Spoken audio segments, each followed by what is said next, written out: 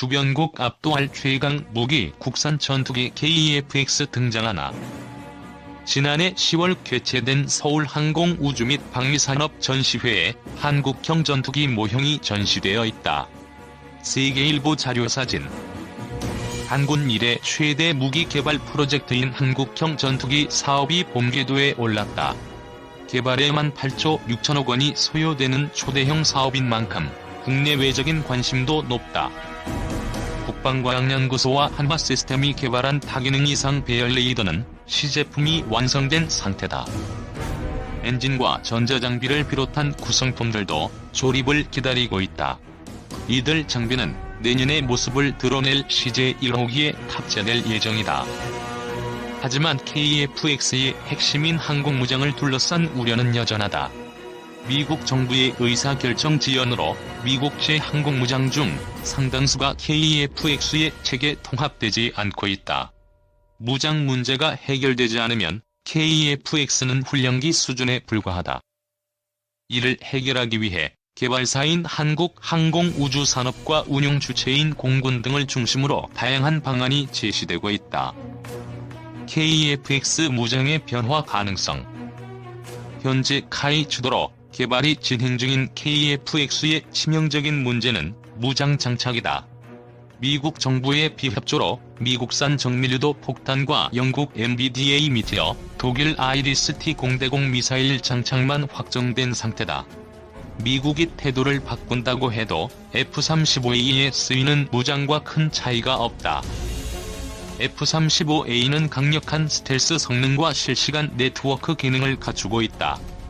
미국이 F-35A 개발 당시 AIM-120 중거리 공대공 미사일을 별다른 문제 의식 없이 탑재한 것도 절대적인 스텔스 우위 덕분이다.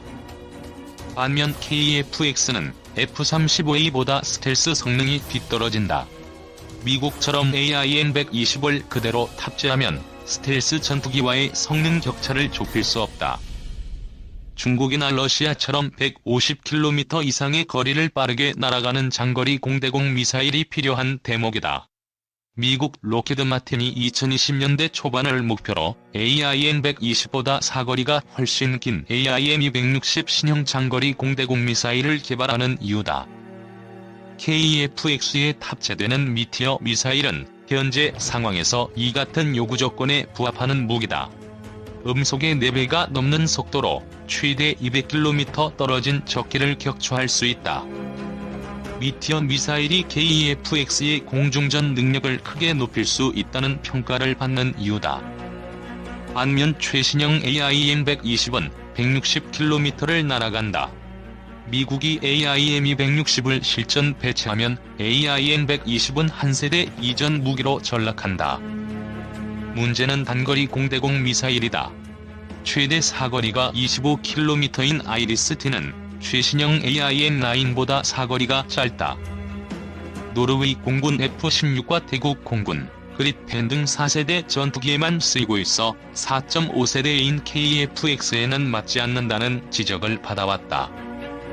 아이리스-T를 아스람으로 교체하려는 움직임이 제기되는 것도 이와 무관치 않다. 영국 공군이 채택해 타이푼 F-35에 탑재되는 아스람은 아이리스-T보다 35km를 더 멀리 날아간다. 미국 정부가 AIM-9의 체계 통합을 승인하지 않는 상황에서 KF-X 개발을 차질 없이 진행하고 전투력을 높이려면 아스람의 탑재를 고려할 필요가 있다는 지적이다. 여기에 사거리가 500km에 달하는 타우러스를 비롯한 장거리 공대지 미사일이 탑재되면 전략적 억제 능력은 더욱 강화된다. 공군이 F-15K에 타우러스를 장착할 때 21개월이 걸렸다. 반면 KF-X에 타우러스를 장착하는 데 필요한 시간은 12개월에 불과하다. 미국 보잉이 만든 F-15K와 달리 KF-X는 국산 전투기인 만큼 체계 통합 절차가 더 수월하기 때문이다. 성능이 검증된 타우러스와 미티어, 아스람 미사일을 갖추면 전투력을 높이면서 KF-X 개발 리스크는 줄일 수 있다. 이와 관련해 국내 기술 축적과 방위산업 육성 차원에서 1차 생산 물량은 타우러스와 미티어, 아스람 미사일을 탑재하되 2차 생산 물량은 국산 중거리 공대지 미사일을 장착해야 한다는 주장이 나온다. 100% 국내 개발은 리스크가 크다. 개발을 완료해도 감항 인증을 받아야 하고 KF-X에 탑재해 성능 시험도 진행해야 한다. 이 과정에서 얼마나 많은 시간이 걸릴지 알 수 없다. 미사일 개발 경험을 갖춘 영국의 미티어 미사일 개발 기간이 25년에 달했다는 점을 감안하면 우리나라는 그 이상의 시간이 걸릴 수도 있다. 미사일 형상이나 탄두 등 핵심 기술이 부족한 만큼 타우러스 KE 기술을 응용, KF-X와 FA-50에 탑재하는 방안이 비용 대비 효과가 뛰어나다는 평가다. KF-X 리스크 완화를 위해서라도 KF-X 초기 생산부는 외국 무장을 탑재하고 장기적 관점에서 해외 업체와의 협력을 통한 국산 무장 개발을 고려하는 것이 적절한 이유다. 지난해 10월 개최된 서울항공우주 및 방위산업 전시회를 찾은 관람객들이 한국형 전투기 모형을 보고 있다. 세계일보 자료사진. 리스크 감소 전략 고민해야. KF-X를 성공적으로 개발해 실전 배치하기까지는 많은 리스크가 남아있다. 실시간 네트워크를 중시하는 현대 전장 환경은 전투기를 기계가 아닌 전자제품의 성격이 강한 장비로 탈바꿈하도록 요구한다. 그만큼 개발 과정에서 리스크가 크다. KF-X 개발 및 운용 과정에서 발생할 리스크는 체계 통합과 기체 개발을 맡고 있는 카이에 집중되어 있다. 코로나19 사태로 인도네시아가 기술진을 한국에서 철수하고 개발 분담금도 제대로 내지 않는 상황은 카이의 부담을 가중시킨다. 리스크 감소 또는 분산 전략이 필요한 대목이다. 일각에서는 리스크 감소 기득권 포기라고 인식하기도 한다. 하지만 항공우주산업 선진국들은 체계 통합 업체와 구성품 제작사들이 리스크를 분담한다. 프랑스 라팔 전투기는 개발사인 다소 항공을 중심으로 전자장비 및 레이더 제작사인 달레스, M88 엔진을 만드는 스네크마 등이 참여한 라팔 인터내셔널이 판매와 수출을 담당한다. 유로파이터 타이푼 전투기도 에어버스를 중심으로 롤스로이스, MTU, 알레니아 등이 모여 유로파이터 유한회사를 만들어 생산과 판매 등을 담당한다. 전투기를 매개로 다수의 유럽 업체가 지분을 보유한 채 개발과 생산, 판매에 참여하면서 수익 창출을 위해 리스크를 분담하면서 판매를 촉진하는 효과를 얻었다.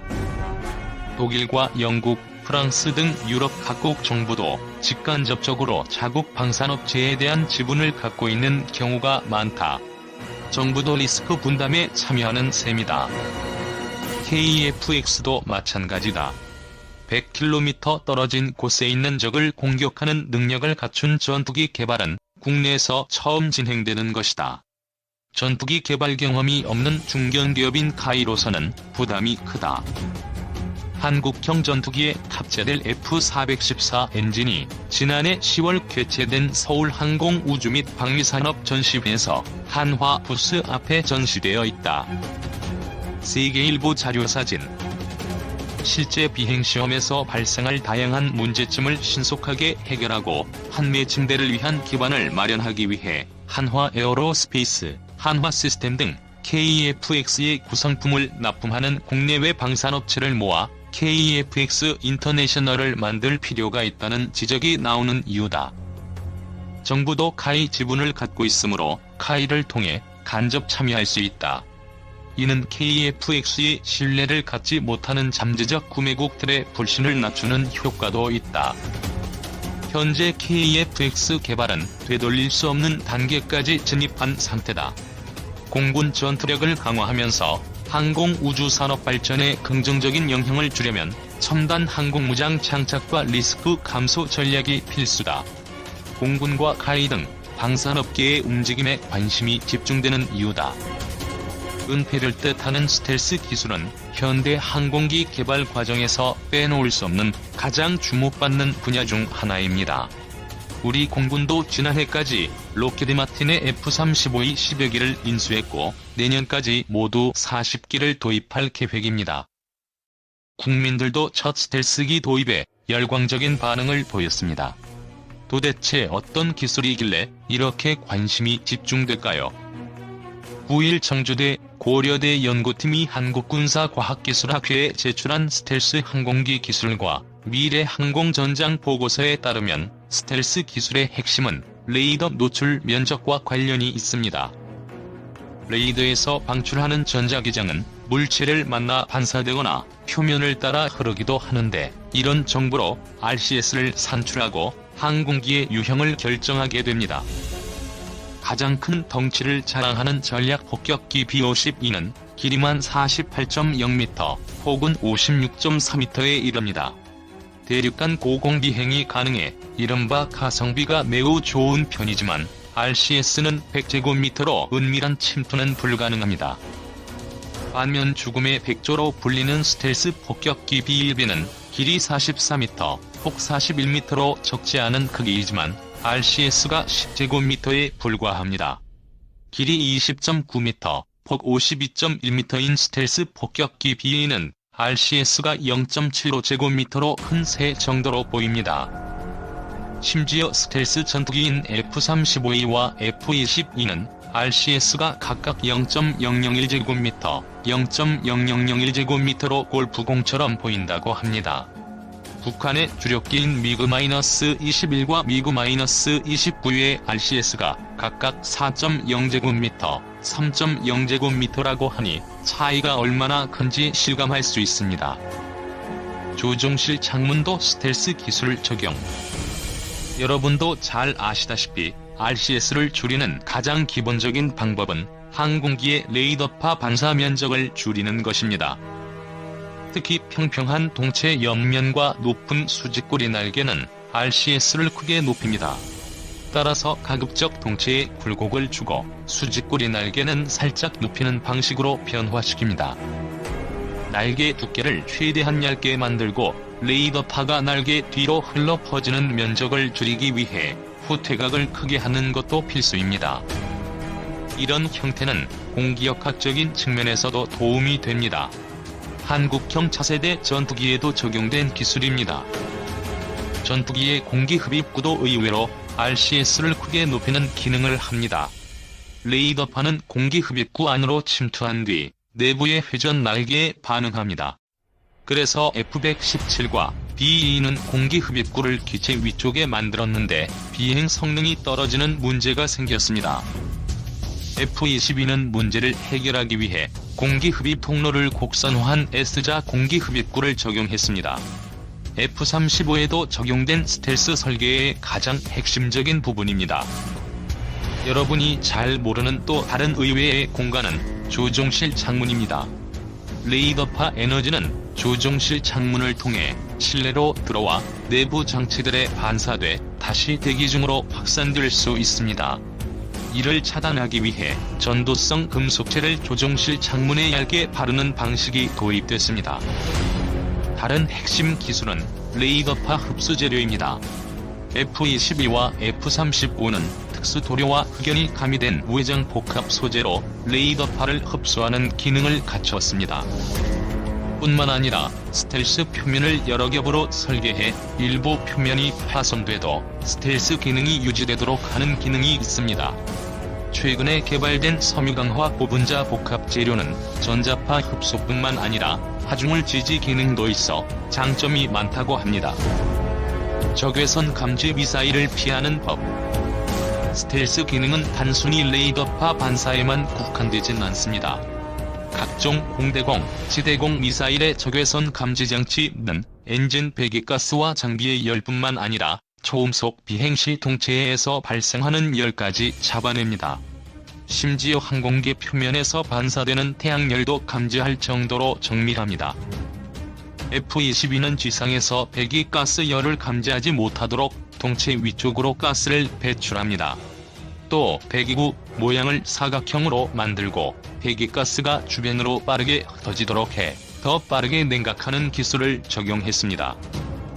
또 프레덴드 휘트니사의 F-119PW100 엔진은 최대 마하이 이상의 강력한 추력을 갖고 있으면서도 연기를 거의 발생시키지 않는다고 합니다. 여기에 항공기 앞부분에 고속 운항으로 인한 마찰열을 감소시키는 설계도 했습니다. 스텔스기의 동체 위쪽을 평평하게 설계하는 것은 단순히 모양을 예쁘게 만들기 위한 것이 아닙니다. 항공기에서 빛이 반사되는 섬광 현상을 최대한 줄이기 위한 목적입니다. 평평한 면은 빛이 반사되는 각도를 줄여 사람 눈으로 인식하기 어렵게 만듭니다. 빛이 반사되는 정도가 각기 다른 헤이트를 적절히 분배해 칠하는 것도 중요합니다. 이밖에 전투기 레이더파도 적의 전자 정찰에 노출되지 않도록 저피탐 기능을 적용합니다.